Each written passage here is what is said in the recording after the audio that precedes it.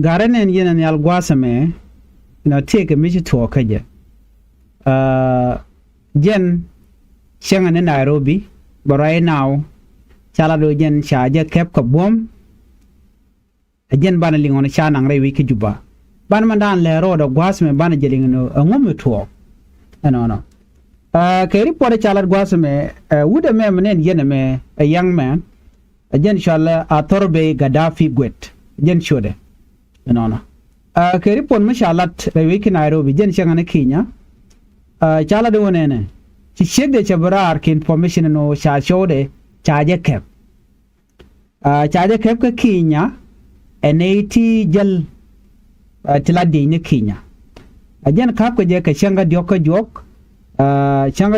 ajen kap ko jemo mi cha kebo en information ko le barar entama mi cha kebo wajen chaje nang dego jeno jen chaje force ke chaje kep ko bom cha nang ka juba ka joda na chalat no ci shigre yela no ngata jeno shawda cha nang ka juba no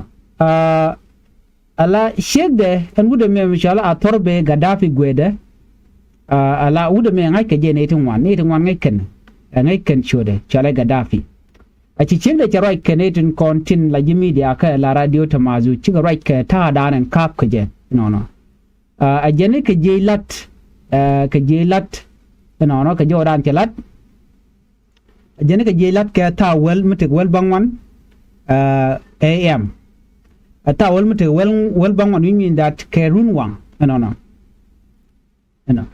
chela do ne a jene chu kan no kan chode kan lunjok wa de dane che wetin no ka runwang ko dio ja kap ko je ko runwang no jen a jene yot ka je ka ke cho yat ke ta dok la 3 am no ko kene bencheng no ajene telephone shwade ne Gaddafi ajene chaje 10 of ajene ke cheng der chwa nyok mu anaje jen chwa chu ngaje no ka jen sheng mo eno cha chode chaje na jene telephone chawon wa chajik eno jen te ka unknown wajen te kwa mi chanang tan la talpone chaje trace la tracing la ja gur ko gwal dan ci wetin jiram mo ne wa talpone chawo jigno ka ko je to duel wal ki hospital mitie ka gwada chal ke Kiambu road ka Nairobi jen gwada mo tiga ke medical facility en winimi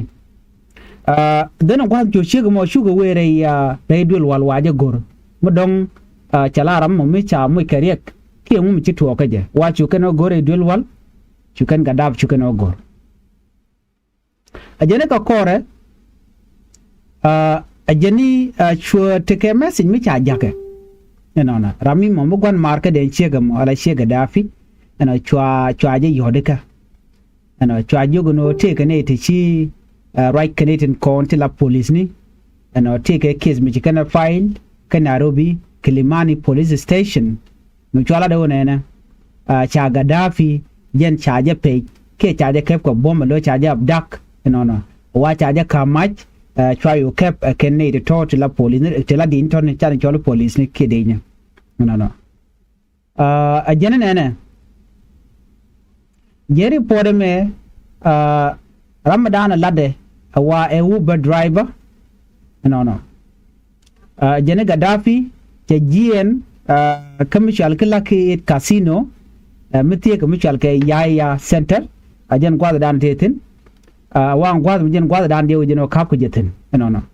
a chote ke pick up truck mi shuba no gwada mo a wide cabin pick up truck no mijel ke ne itila dini ti chawen kien cha mo no ke bien de char ana chwa wude me chwa je kep aken chu kan la re torbiel gwada mo twala do ne ti ke special force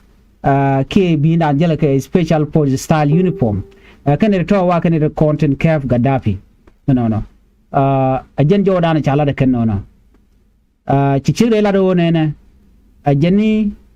chu jo mo yo tuok eno cha Gaddafi cha janang ke ripodan chalat gwasme lo ne kon kam na gwe ke jeno ke ne de kontila de ni South Sudan ke ne chara ya leka ka jo jikalat gwasme chikalat onene ke chik de charai kane to kon la police ni ke Kenya na awa charai ke alo by investigation ba jelat charai kane to kon la Kenyan police kan Directorate of Criminal Investigation DCI ko de mandana to de ngaje kan but tell report mi chin ben kane to no kan de ti chikalat onene ngoda ba ku lan investigation ka do badanan kap ke wude me ka jo dan chalat gwasme na me report mi chala da kenano ke report dan chala do badan de yeni wude me wajen ke do badan de nang re wiki juba ke je wajen te karame mo mi shiga ga shishig de jalat jene Gaddafi dit torbe jen chagak no ke businessman mi chal ke garang mayom koj malek de wo jeno garang mayom koj malek mo da la jaram dan dong jagar ma ko ba de ke no Gwejono jaram nana take a connection ko bigarame ba gwada antitin ba je kwich Gaddafi wajen chaje threat na longa gwad mishiwe ko gwada danan nangetin cha shigme chaje tijala to kala shigde chaje gono ngum gwiji ka madong de ari ko ka Gaddafi kela da joje no na Gaddafi chaje threaten an etin tilana muy karik wa ramdan gwi ke lungchi menjala ni won en rama mom la businessman chala garang mayom koj malek wajen dong ramadan dong de wude me deje jago babat ke jodan chalat gwasmene watch ene ne ga gwade nyam ci Gaddafi wache ke ci janan ka police and tene de goru jeno dong de jamoyre chagola do wajen jatin atele mu ci toga je bade ci de goru jeno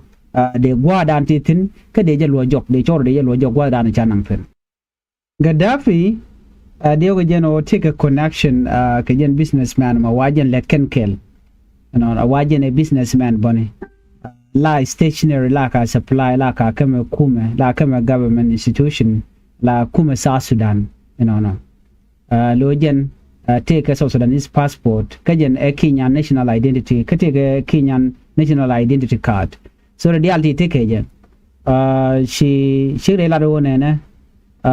jeni kwaje je long duno men changa je long de go je no dong te ke yuti je badan gwa dan lat ke business tin je no kwala no ram dan dong de wude me de je gorno de je moy kerek de la jen wude chalko me business man garang mayom coach malik so ne me e je report dan chanong Gaddafi wa cha pe ka kwai gwa dan te tin right now duno go ke je no dong cha je nan ka South Sudan ke report dan chalat ma beje mritina kon di algor kon de kon ti diale kon kange je no mi je te gereng mi je tuok no chi tuok ram kel so kan ne ti tin la South Sudanese tin de ka power ki te ga long la kana go de garande kan moy kerek so be careful out there please